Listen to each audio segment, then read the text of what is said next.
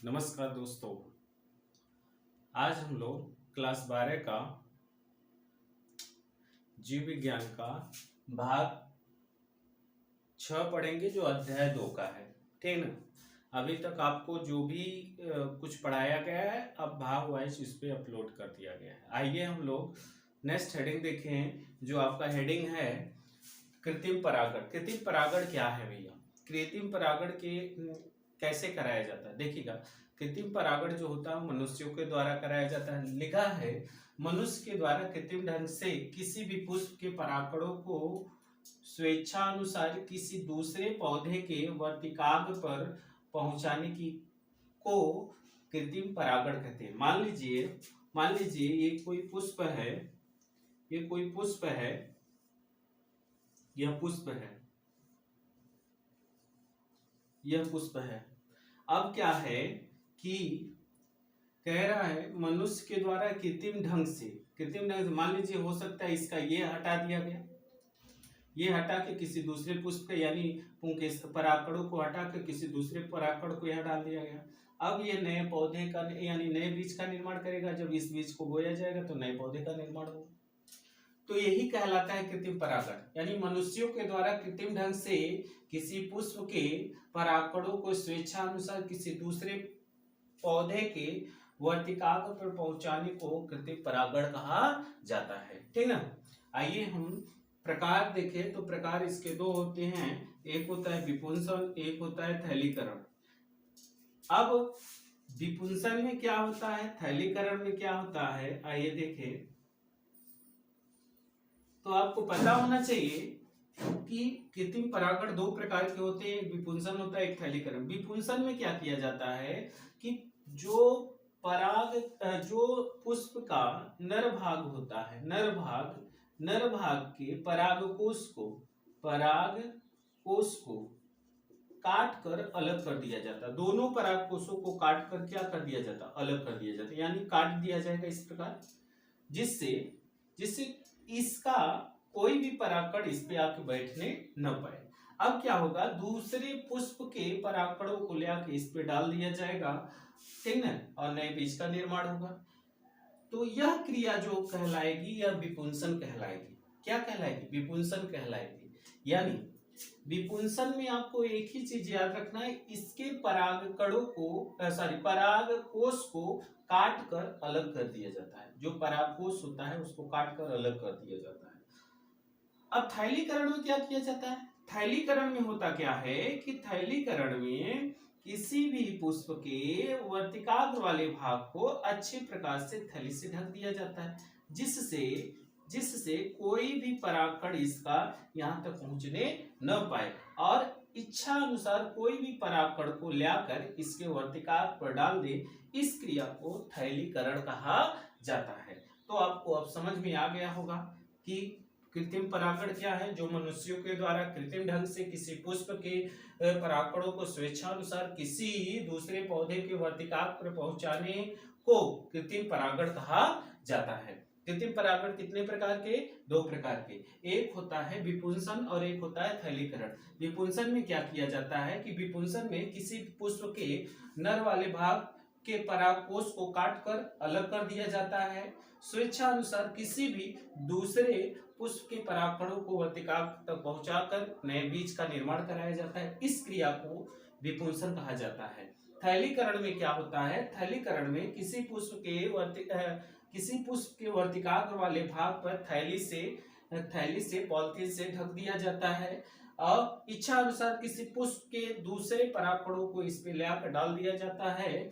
इस क्रिया को थैलीकरण कहा जाता है। ध्यान रहे कि थैलीकरण में इसके वर्तिकाग्र वाले भाग को थैली से ढका जाता है और विपुंसन में परागकोश के जो परागकोश होता है उसको काट कर क्या कर दिया जाता है, अलग कर दिया जाता है। इस क्रिया को हम कृत्रिम परागण कहा जाता है। आइए नेक्स्ट हेडिंग देखें, परागण स्त्रीकेशा संघर्षण एवं निषेचन। निषेचन किसे कहते हैं?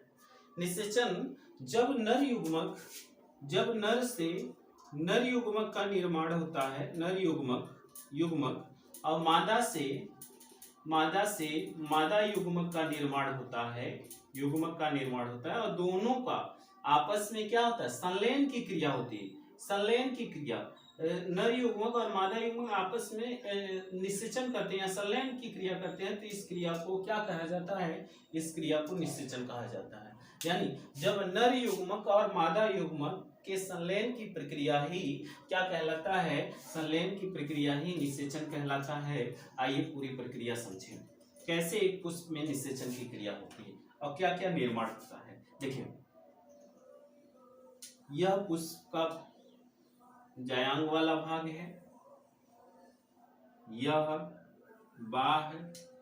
दल पुंज है, यह बाह्य दल है, ठीक ना। इसके अंदर एक ऐसी संरचना मिलती है जिसे हम बीजांड कहते हैं, ठीक ना। बीजांड के अंदर 3 कोशिकाएं इस प्रकार से होती हैं, 2 कोशिका मध्य में होती है और 3 कोशिका इस प्रकार से होती है। देखिए, जब कोई भी परागकण परागकोश से निकलकर स्वपरागण और परपरागण के जरिए कहाँ पहुंचता है, वर्तिकाग्र पर पहुंचता है। निषेचन की क्रिया बता रहे हैं, कह रहे हैं कि जब कोई परागकण परागकोश से निकलकर कहाँ पहुंचता है, वर्तिकाग्र पर पहुंचता है, तो वहां पर वह सभी परागकण अंकुरित होकर किसका निर्माण करते हैं, पराग नलिका का। कोई एक परागकण पूर्ण रूप से पराग नलिका का निर्माण कर पाता है और यह परागकण जब पराग नलिका का निर्माण करते हुए मध्य में आता है, यानी पराग नलिका में ही रहता है, तब उस समय यह परागकण विभाजित होकर 2 नर युग्मक का निर्माण कर लेते हैं। यह क्या है, यह परागकण है और यही परागकण विभाजित होकर 2 नर युग्मक, यानी नर युग्मक 2 नर युग्मक, कितने, 2 नर युग्मक का निर्माण कर लेते हैं। यानी कोई भी परागकण एक पूर्ण रूप से पराग नलिका का निर्माण करता है और जैसे ही मध्य में आता है यह क्या होता है, विभाजित होकर 2 नर युग्मक का निर्माण कर लेता है।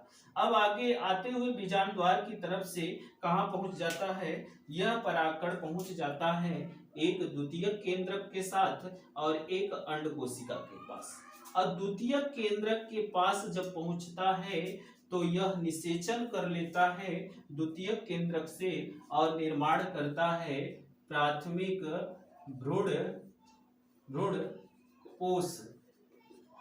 भ्रूणपोष का निर्माण करता है। यही प्राथमिक भ्रूणपोष आगे विकसित होकर भ्रूणपोष का निर्माण करता है। और यह भ्रूणपोष, ध्यान रहे, यह भ्रूणपोष जो होता है त्रिगुणित होता है, यानी इसमें 3 यन पाए जाते हैं। कहेंगे सर जी कहाँ, तो देखिए, एक ऑलरेडी जो नर युग्मक था इसके पास था और 2 इसके पास होता है, यानी यह आगे चल के प्राथमिक भ्रूणपोष आगे चल के भ्रूण में विकसित होकर यह त्रिगुणित हो जाता है, ठीक ना।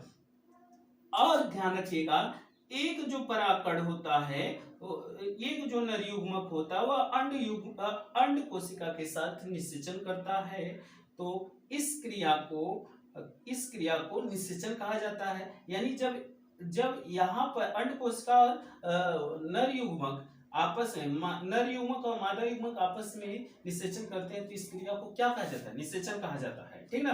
तो अब नर युग्मक और मादा युग्मक संलयित होते हैं और निषेचन करते हैं और एक पुष्प में 2 बार निषेचन होता है, एक यहाँ हो रहा है, एक यहाँ। तो इस प्रक्रिया को दोहरा निषेचन कहा जाता है। क्या कहा जाता है, दोहरा निषेचन कहा जाता है। यानी एक ही पुष्प में 2 बार जब निषेचन की प्रक्रिया होती है तो इस क्रिया को दोहरा निषेचन कहा जाता है, ठीक ना। अब ध्यान रहे कि ये जो द्विगुणित संरचना हो जाती है, इसकी जो होती है यह गुणित संरचना होती है और यह आगे चलकर भ्रूण का निर्माण कर लेती है। आगे चलकर किसका निर्माण कर लेती है? भ्रूण का निर्माण कर लेती है। ठीक ना? तो यह ध्यान रहे, आगे चल के भ्रूण का निर्माण कर लेती है। ठीक, यह द्विगुणित होती है, त्रिगुणित होती है। अब क्या होगा? जो अंडाशय होता है, अंडाशय जो होता है वो हमेशा ध्यान रखिएगा फल में परिवर्तित हो जाता है, और जो बीजांड होता है वह बीज में परिवर्तित हो जाता है। इस क्रिया को हम क्या कहते हैं? निषेचन कहा जाता है। आप लिख सकते हैं पराग नलिका में उपस्थित दो नर पराग नलिका में उपस्थित एक परागकण से दो नर युग्मकों का निर्माण होता है। यह नर युग्मक पराग नलिका का निर्माण करते हुए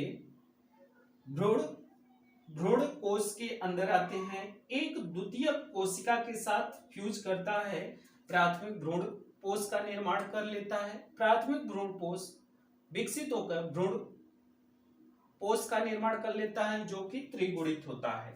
जबकि अंड कोशिका और नर युग्मक आपस में निषेचन करते हैं, द्विगुणित संरचना का निर्माण होता है और भ्रूण का निर्माण होता है। एक ही पुष्प में दो बार निषेचन होने की क्रिया ही दोहरा निषेचन कहा जाता है। तो आप इतना हमारी बातों को समझ गए होंगे। आगे और लिख सकते हैं कि अंडाशय जो होता है फल में परिवर्तित हो जाता है, बीजांड जो होता है वो बीज में परिवर्तित हो जाता है। इस क्रिया को परागण स्त्री के साथ संघर्षण या निषेचन कहा जाता है। ठीक, अब आगे जो प्रक्रिया है नेक्स्ट भाग में पढ़ेंगे।